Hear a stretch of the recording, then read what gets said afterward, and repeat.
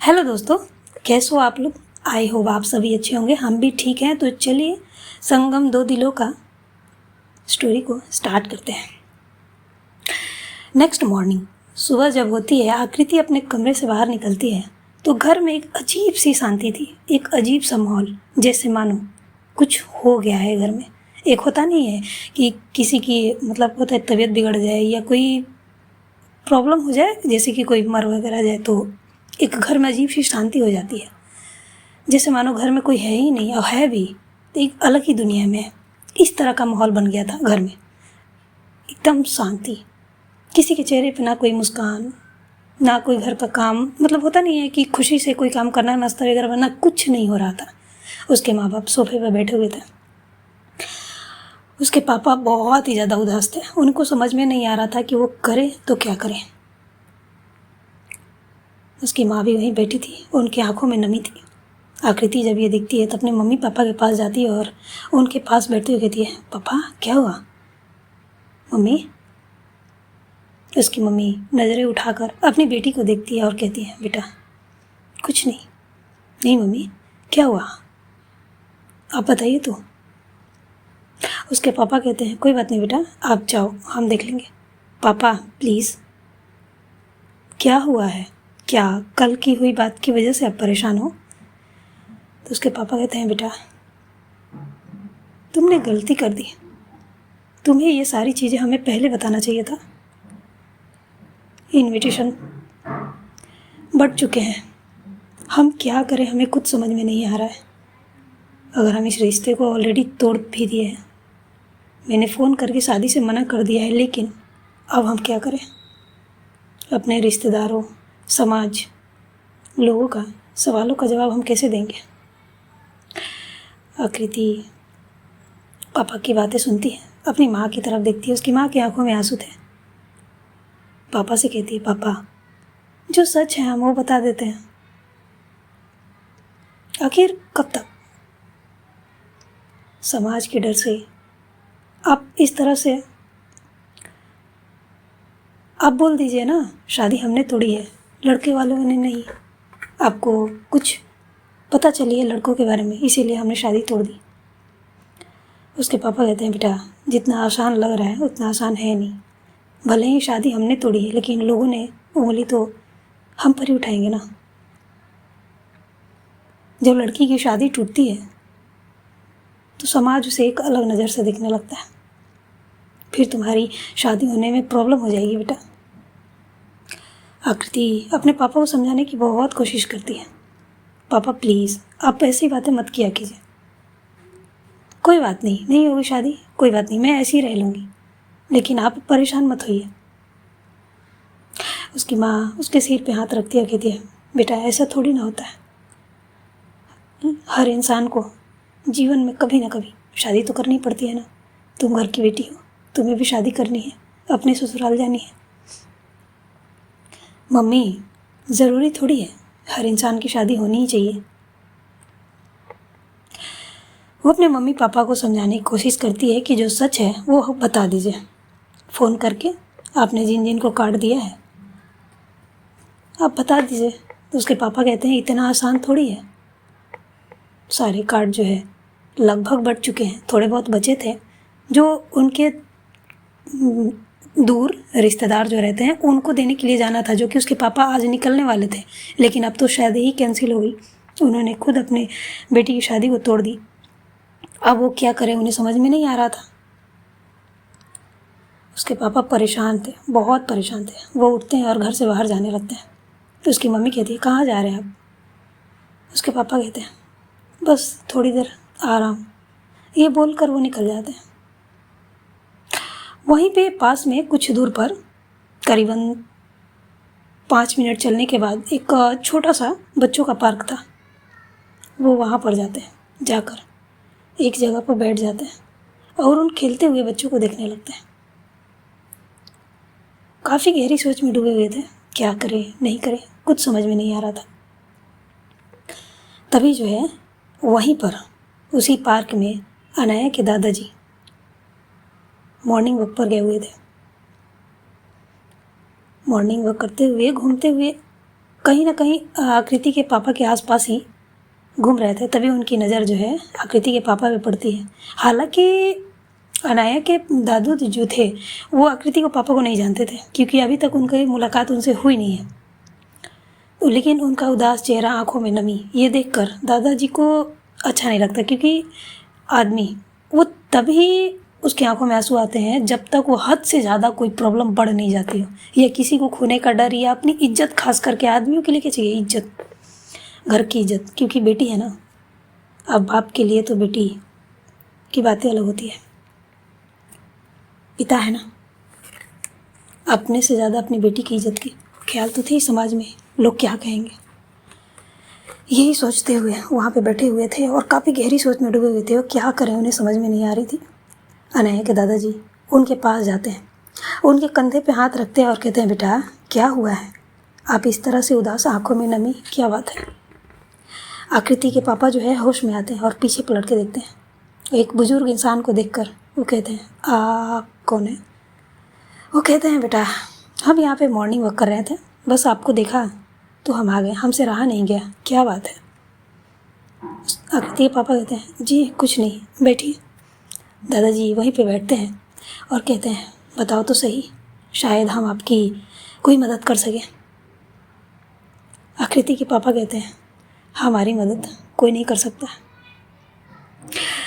अनाया के दादाजी कहते हैं, ऐसी कोई मुश्किल नहीं है जिसका हल नहीं है, हर प्रॉब्लम का सॉल्यूशन होता है, बताओ तो सही, अगर विश्वास हो तो। इंसानियत अभी भी ज़िंदा है, हम इंसान हैं और एक दूसरे की मदद करना हमारा फ़र्ज़ है। अगर हम आपकी मदद कर पाएंगे तो ज़रूर करेंगे। आकृति के पापा तो बताना तो नहीं चाहते थे, लेकिन पता नहीं क्यों अनाया के दादाजी के इतनी शांत स्वभाव और बोलने के तरीके से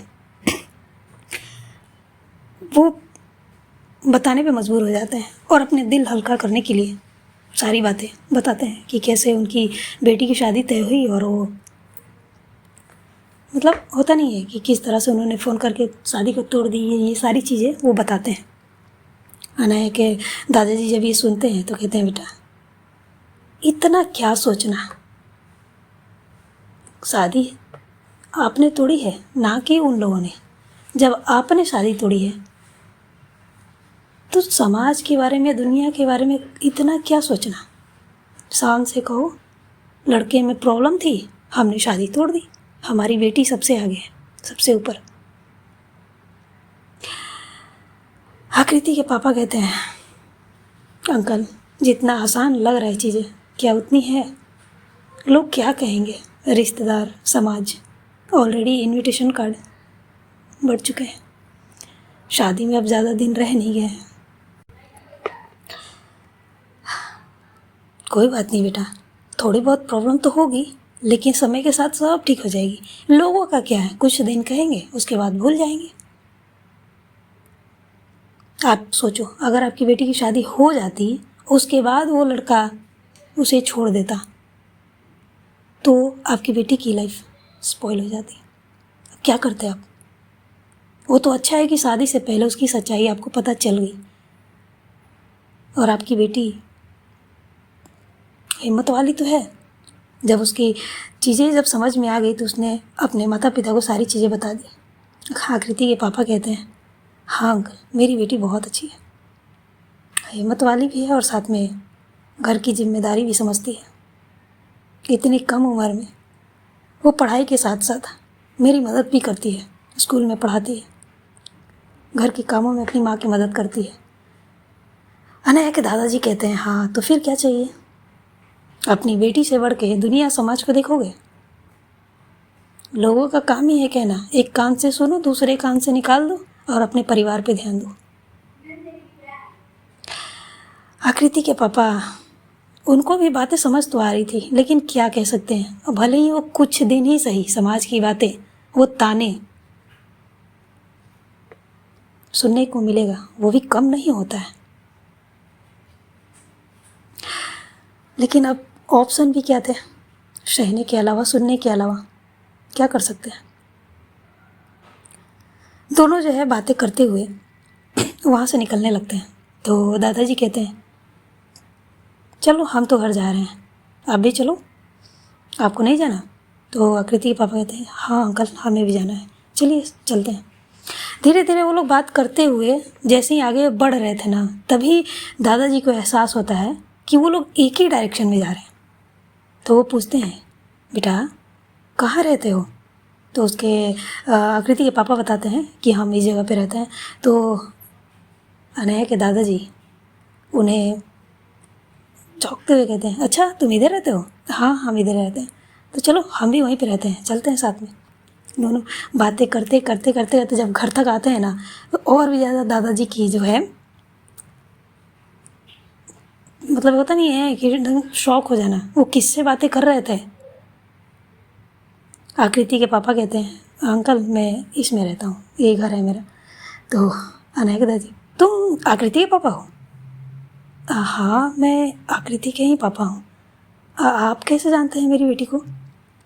दादाजी उसके कंधे पे हाथ रखते हैं और हंसते हुए कहते हैं अरे बेटा मैं अच्छे से जानता हूँ, और ये यहाँ पर हूँ मैं, ये घर मेरी पोती यहाँ पे रहती है ना। तुम तो मेरे ख्याल से मिल चुके हो मेरी पोती से। आपकी पोती अनया? हाँ अनया। लेकिन वो तो यहाँ पे अकेले रहती थी ना, आप लोग कब आए? तो बताते हैं कि हम लोग कल रात में आए। तो अच्छा ये बात है। हाँ जब दादाजी को एहसास होता है कि वो आकृति के पापा से बात कर रहे थे और उनको ही समझा रहे थे, तो उनके दिमाग में खिचड़ी पकना स्टार्ट हो जाती है। फिर क्या था, दादाजी आकृति के पिता के कंधे पे हाथ रखते हैं और कहते हैं बेटा अगर तुम्हें कोई प्रॉब्लम ना हो तो क्या हम थोड़ी देर बात कर सकते हैं? आकृति के पापा उनके तरफ देखते हैं और कहते हैं जी हम बात कर सकते हैं, बोलिए। ऐसे नहीं, तुम एक काम करो, जाओ नाश्ता वगैरह करके आओ, हम आराम से बात करते हैं। तुम्हारे प्रॉब्लम का सलूशन मेरे पास है, अगर तुम मानोगे तो, अगर तुम्हें ठीक लगे तो आकृति के पापा कहते हैं ठीक है हम आते हैं थोड़ी देर में, कहाँ पर मिलना है? तो अनया के दादाजी कहते हैं आओ हमारे घर आओ, हम लोग बात करेंगे ना। तो आकृति के पापा कहते हैं ठीक है अंकल हम आते हैं। ये बोलकर दोनों जो है अपने अपने घर चले जाते हैं। घर जाने के बाद आकृति के पापा अपने कमरे में जाते हैं, वहाँ पे अपना फ्रेश वगैरह होकर नहा धोवा कर अच्छे से रेडी होते हैं। रेडी होने के बाद वो हॉल में नीचे आते हैं।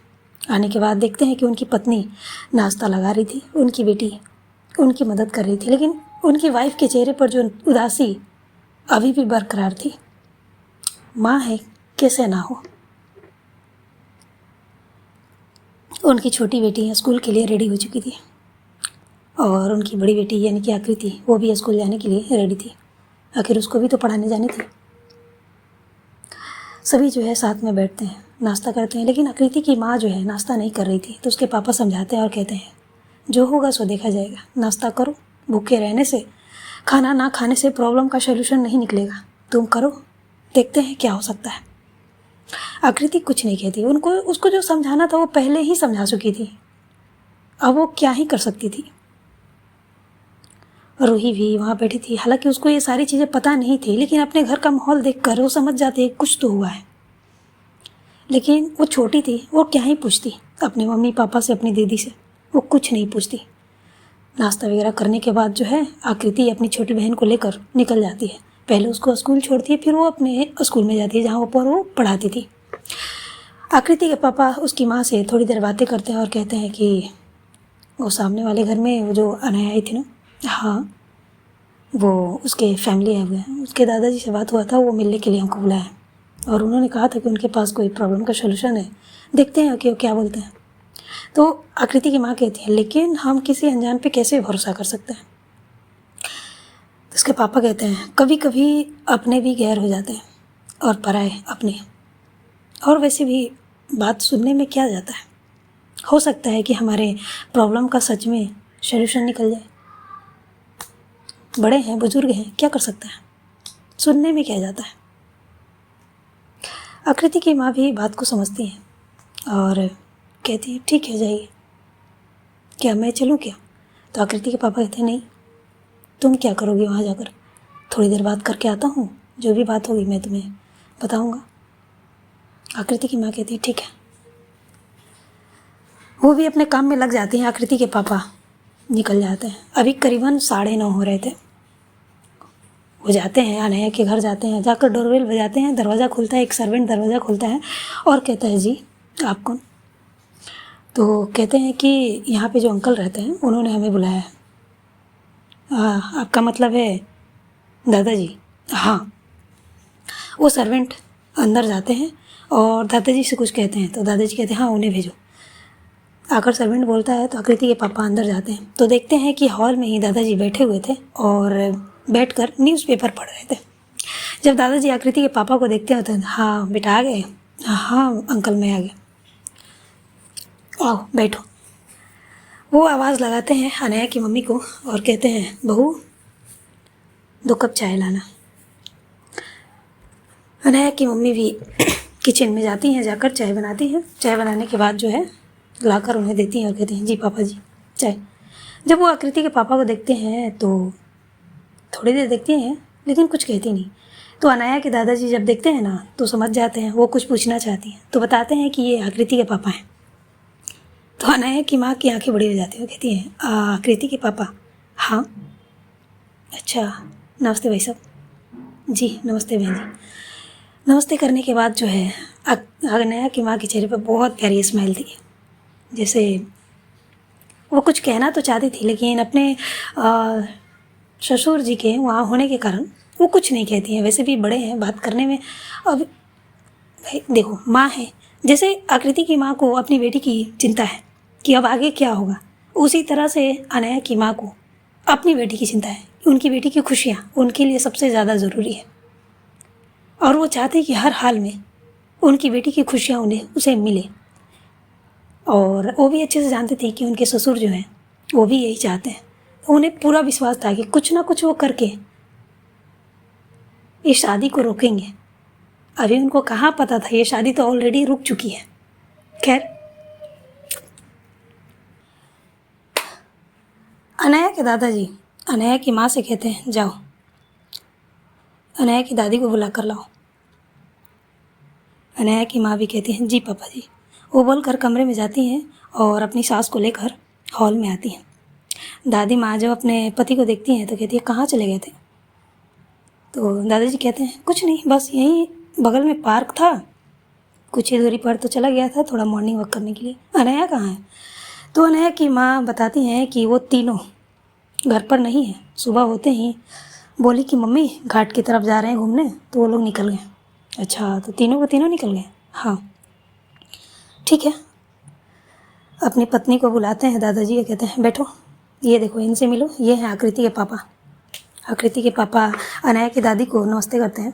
उसके बाद जो है तीनों दादी माँ को भी चाय दिया जाता है, वो भी चाय पी रही होती हैं। हालांकि उनको शुगर था तो उनको चीनी नहीं, सादा चाय, ओनली चाय पत्ती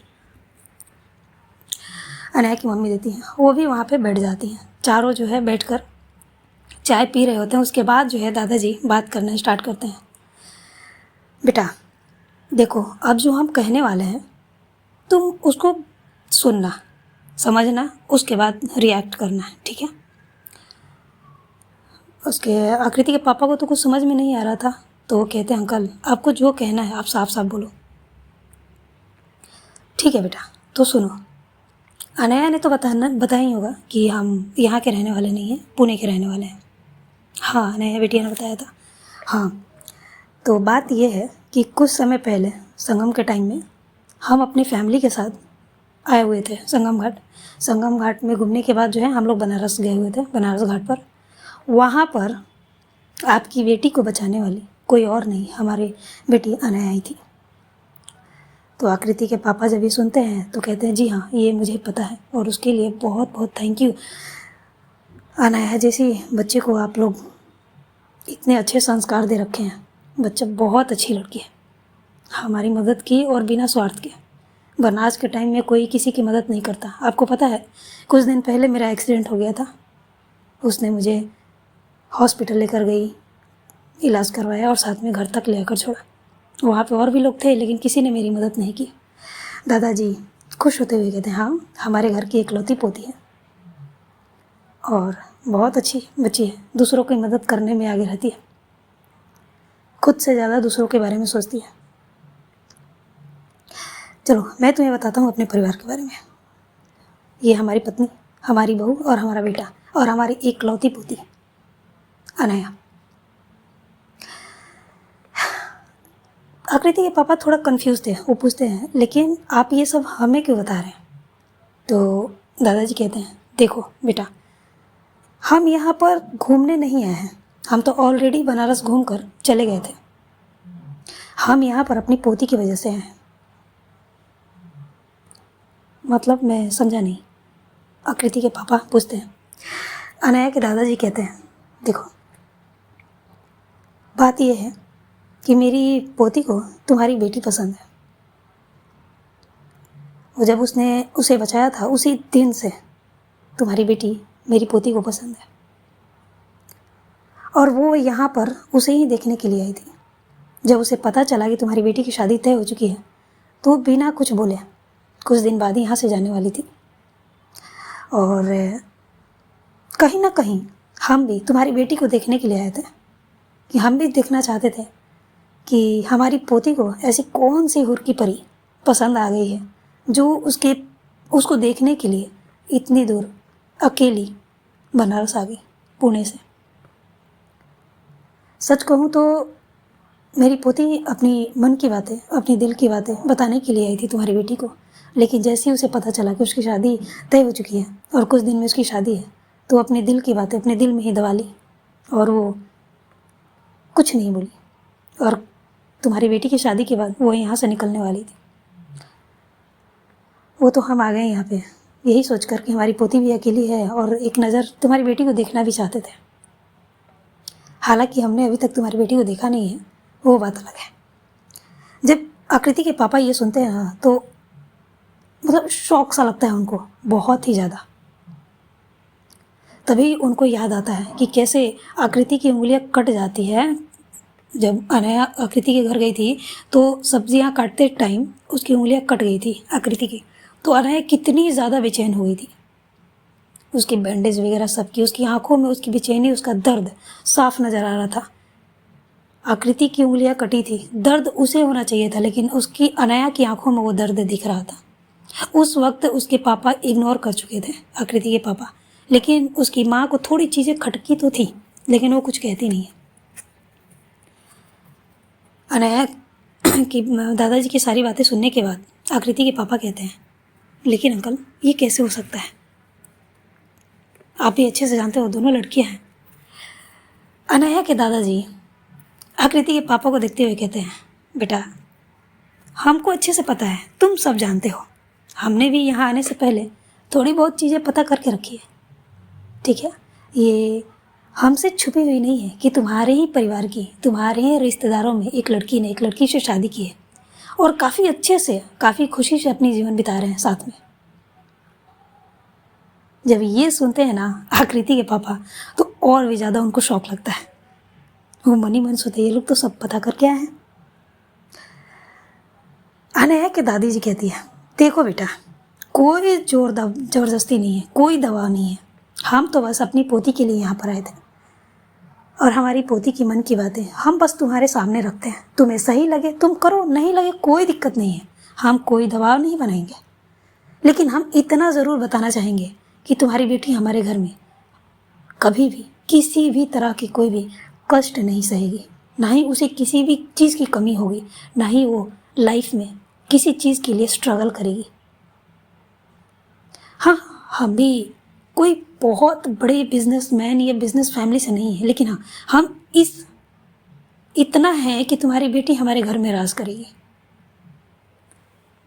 हम उसे कभी भी किसी भी तरह का कोई भी तकलीफ़ या फिर उसे किसी चीज़ की ज़रूरत हो, ऐसा नहीं है कि हम उसे कभी पूरा नहीं कर सकते। हम तो छोड़ो, हमारी पोती वो खुद इतनी कैपेबल है कि तुम्हारी बेटी की पूरी ज़िंदगी सारी जिम्मेदारी उठा सकती है। सोचो, वो लड़की सिर्फ एक नज़र तुम्हारी बेटी को देखी और पुणे से बनारस आ गई, बस उसको एक नज़र और देखने के लिए। आकृति के पापा सोच में डूब जाते हैं, क्योंकि बात तो सही थी। ये लोग भी भले ही मिडिल क्लास फैमिली से थे, लेकिन इनकी वो सोच नहीं थी कि नहीं 2 लड़कियां हैं, ये है वो है। लेकिन क्या ये आकृति की मम्मी ये सोच रखती थी? ये तो आकृति की मम्मी से बात करने के बाद ही पता चलेगी। आकृति के पापा कहते हैं, लेकिन अंकल ये सही नहीं है, ये 2 लड़कियां एक साथ। अनया के दादाजी कहते हैं, देखो बेटा, तुम्हारी प्रॉब्लम का सलूशन मैंने बता दिया और मैंने अपनी बातें भी रख दी, आगे तुम्हारी मर्जी, हम कुछ नहीं कर सकते इसमें। हमने कोई भी तुम्हारे ऊपर दबाव नहीं बनाया है, तुम्हें जो सही लगे तुम वो करो, हमने बस अपनी बात रखी है। दादाजी इतने प्यार और इतना मतलब कि नरमी से पेश आते हैं ना कि अनाया के आकृति के पापा कुछ बोल नहीं पाते हैं।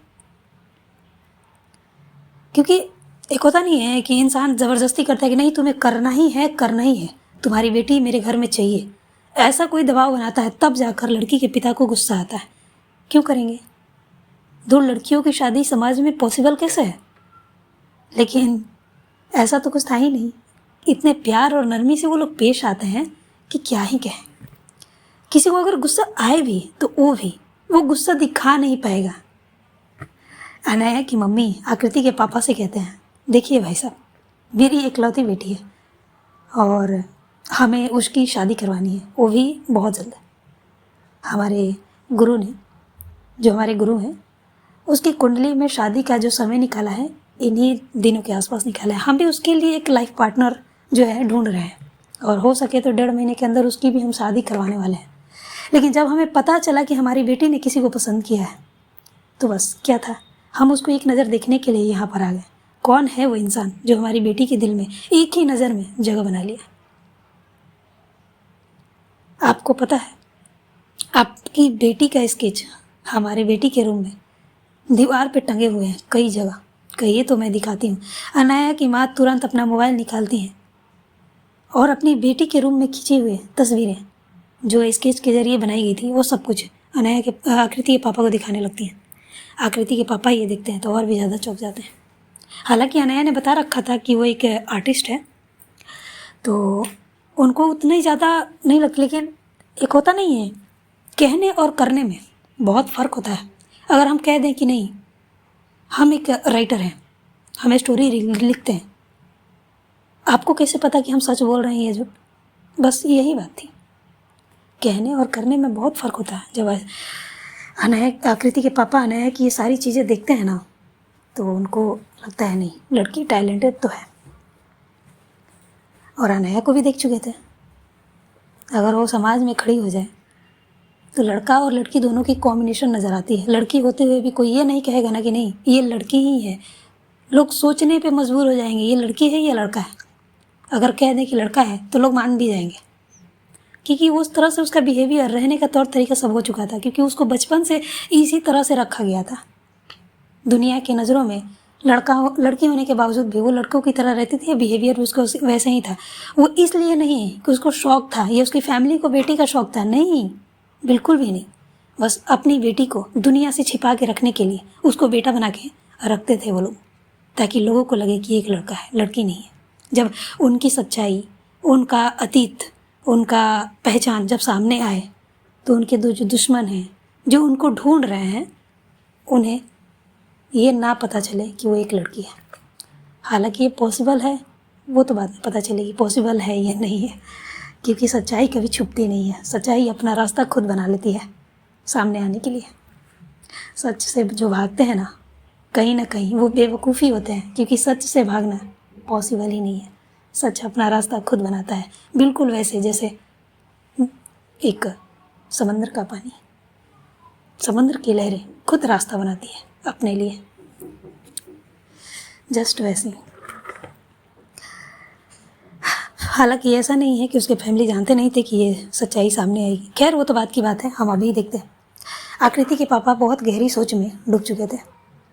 उनको तो अपनी बेटी की शादी करवानी थी, भले ही वो 4 दिन की ही सही लोगों के ताने, उंगलियां उठाना, ये सारी चीज़ें सहने पड़े। लेकिन वो नहीं चाहते थे कि उनकी बेटी को एक दिन का और किसी एक इंसान की जुबान से भी अपनी बेटी के लिए वो गलत चीज़ें निकले। उसके पापा जो है काफ़ी गहरी सोच में डूबे हुए थे। तभी जो है अनाया के दादाजी कहते हैं, बेटा सोच लो, समझ लो, वैसे भी तुम्हारे पास भी टाइम ज़्यादा नहीं है, लेकिन अगर तुम चाहो तो पुणे जाओ, हमारे बारे में पता करो, उसके बाद तुम कोई फैसला ले सकते हो। अगर तुम कहोगे तो हम भी साथ में चल सकते हैं, कोई प्रॉब्लम नहीं है, हमारा घर परिवार सब कुछ देख सकते हो, कोई दिक्कत नहीं है। हमारी बेटी के स्वभाव भी तुम देख चुके हो,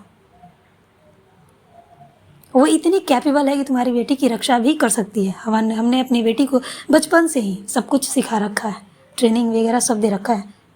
तुम्हारी बेटी की रक्षा वो बहुत अच्छे से कर लेगी। ऐसा नहीं है लड़का नहीं है तो लड़की है तो दोनों की, वो चीज़ कुछ भी नहीं है। हमने हर तरह की ट्रेनिंग दे रखा है अपनी बेटी को। आकृति के पापा जो है सब सुनते हैं, समझते हैं। कुछ देर बाद वो अपना जो है हाथ जोड़ते हुए कहते हैं, अंकल मुझे सोचने के लिए थोड़ा समय चाहिए और मैं अपने घर में अपनी वाइफ का राय भी लेना चाहता हूँ।